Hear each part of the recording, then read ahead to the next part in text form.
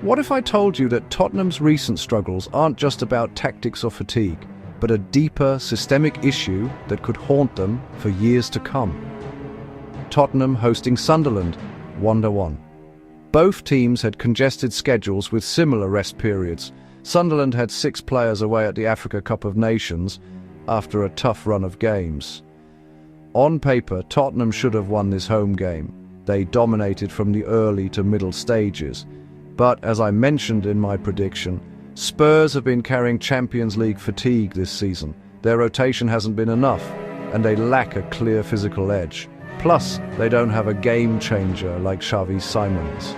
Today, even with dominance, their build-up was sloppy, mostly relying on direct vertical runs.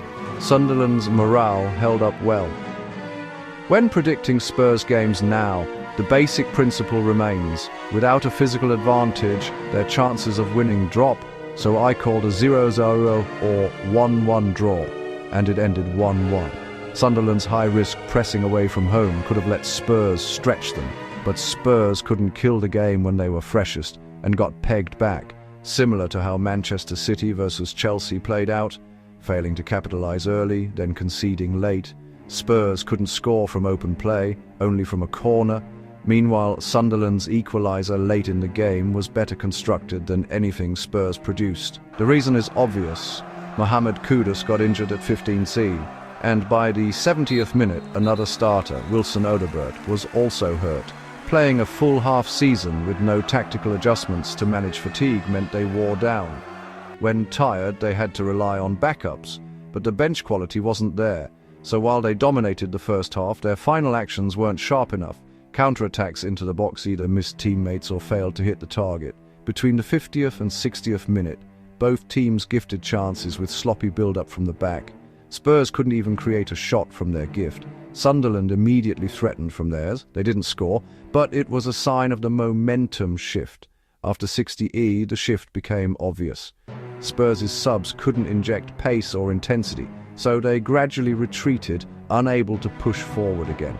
Sunderland started creating more shots, testing Guglielmo Vicario, and eventually equalized. In summary, Spurs' performance was a classic case of relentless pressure leading to a breakdown. It all comes down to fitness. Spurs' results are entirely dictated by physical condition.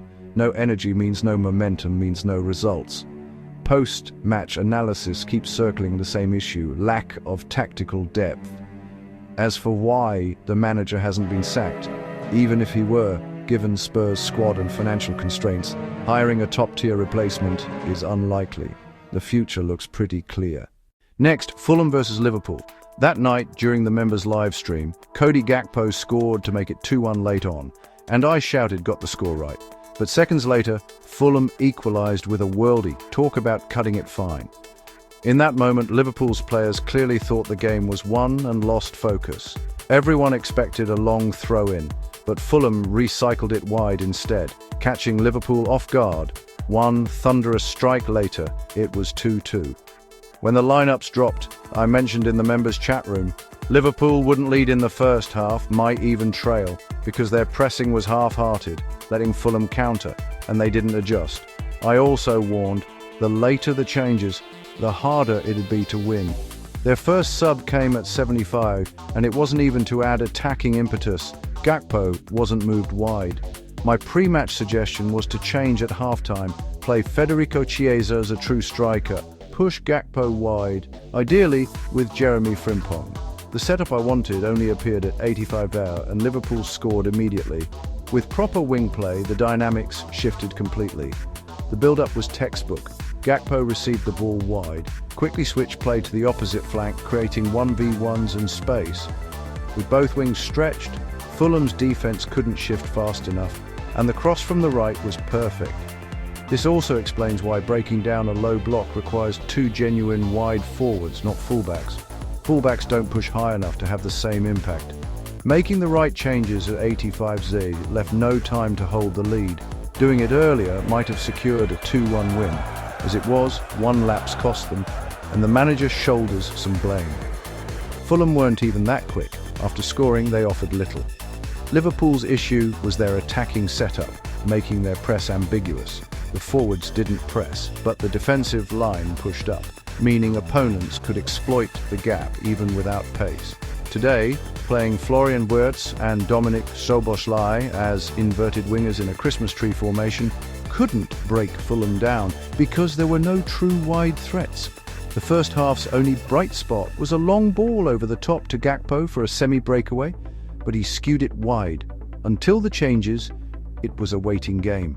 Of course, Liverpool's equalizer came from open play before any subs, proof that their luck hasn't run out. Comparing Fulham's 2 goals shows the difference between offside calls in tight versus stretch play. Against compact defences, offsides are likelier. In open games, less so. Today, Wirtz's goal looked suspiciously offside. I usually trust the semi-automated system, but this one was borderline, but it stood a lucky break. Liverpool had 2 forwards injured today, which must be factored in. I said pre-season. After an injury-free year, this season might be different.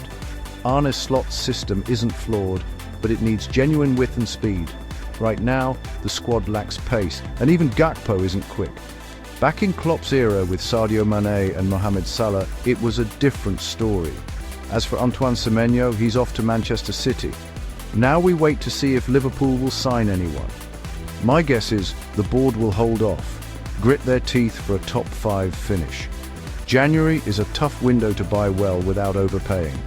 Since they're not title contenders, they'll avoid panic buys and regroup for next season. If so, the manager's job is safer. They'll ride out the storm together. Thanks everyone. Remember to like, comment and subscribe to show your support.